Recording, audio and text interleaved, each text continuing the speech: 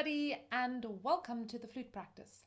My name is Tatiana, and today we are finally diving back into a good old friend. That's right, my friend the piccolo.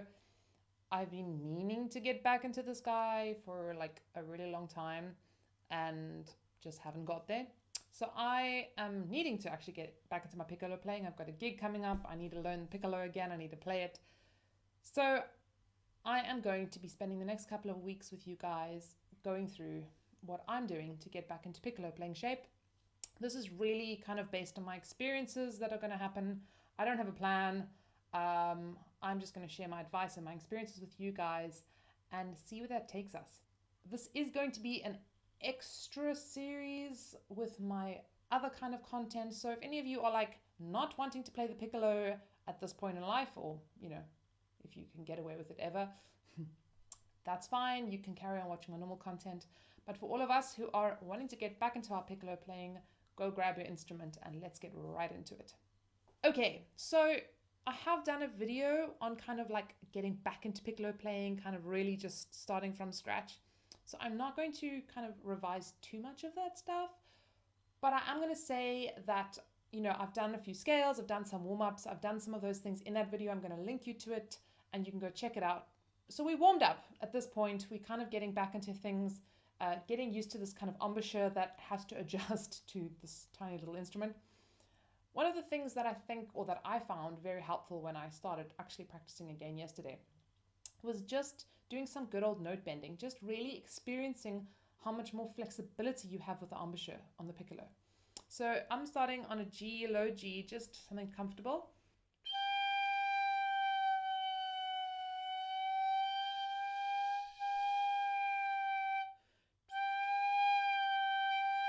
So just really feeling that flexibility of the embouchure. Now, I've decided, and you can kind of do this, you cannot do this, but I've decided that I want to start off by really focusing on my tone and intonation. The two I find do kind of go together. So what I'm really going to be doing this week is playing lots of arpeggio chords and really listening carefully for intonation. Now, I do just want to say at this point that if you are kind of wanting to work purely with a tuner and tune each note with a tuner, you are going to land in trouble because we are not using equal temperament in most orchestral playing. Mostly we are using what we call pure intonation, so we're using the kind of pure properties as best as possible of intervals.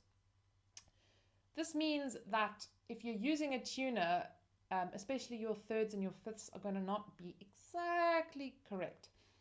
My advice is if you can get kind of like one of those foundation tones, or you can get a colleague or friend just to play a nice foundation sound, and then you can really tune those intervals over that. I'm going to chat briefly about some of the kind of basics. A big thing to remember with this stuff is major thirds usually need to be flattened. They're usually too sharp. Minor thirds, we usually need to raise them a little bit. So if you're kind of wondering where your intonation's going, those are usually, not always, but often a good help. I'm going to just start. I'm going to play a D major arpeggio. I'm really going to try and tune each interval and tune these chords, and I'm going to walk you through a little bit what I've been kind of experimenting with. So starting on low D. And then I'm going for the F sharp. That is a major third, trying to like bring it down. Would be too sharp.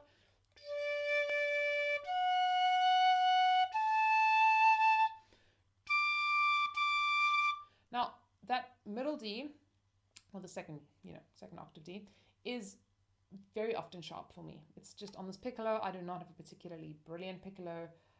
I love you. Sorry, I didn't say that. So there are going to be lots of kind of little problems, bits and bobs with this piccolo intonation stuff and so on and so forth, which I've got to kind of navigate my way through. Maybe one day I'll have more money and I can actually buy myself a proper piccolo.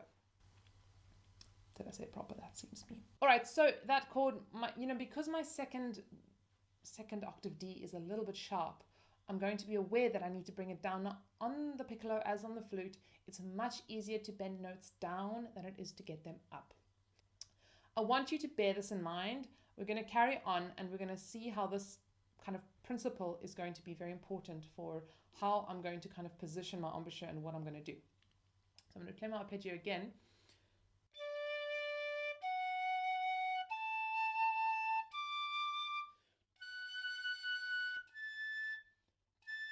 Now, for me on this instrument, A's, B's, C sharps especially, and even high D's, all of those are very, very, very, very flat.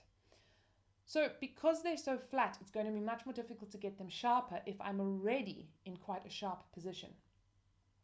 So if I'm starting down here, already quite tight and sharp, I'm really going to struggle because I have nowhere to go from there.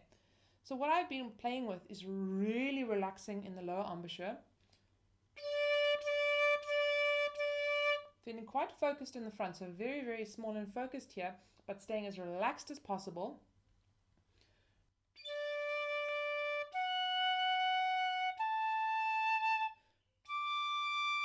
Really making sure that D is low enough, otherwise I'm going to be in big trouble later.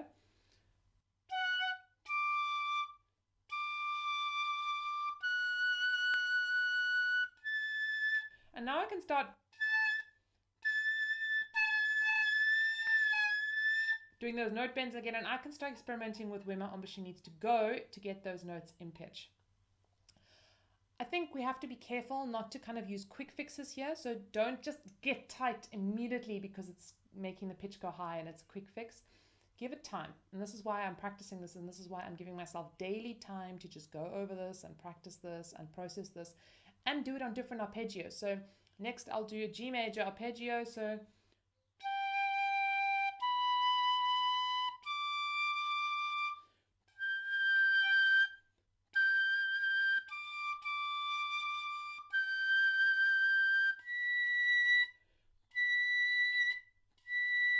and just really slowly finding that pitch and those pitches. And you will feel and hear that in different arpeggios, the relationship to the intervals are slightly different. I do feel like this is a whole kind of video topic on its own that I will hopefully tackle very soon because it is very important, intonation on the flute. If you don't have such a developed ear yet and you're like, I don't really know what I'm doing right or wrong or whatnot, I encourage you, work with a friend, a colleague, a teacher, somebody that can help you to really just listen carefully. This is very important for you to develop, the capacity to hear and really understand intonation. I'm going to be doing probably like 1 to 2 arpeggios each day. I'm not doing more than that right now. And I'm giving my embouchure time to adjust and time to find it. I'm giving it time to also focus more in the front here. I already feel from yesterday to today, I have a little bit more focus and control. Yesterday, after kind of practicing for a while, my embouchure really was tired. It felt sort of like a little bit lame. So I know that it's going to take a bit, it's a little bit more kind of, I don't want to say tension, but it is a bit more tension. And it's a little bit more work to play the piccolo than it is for the flute.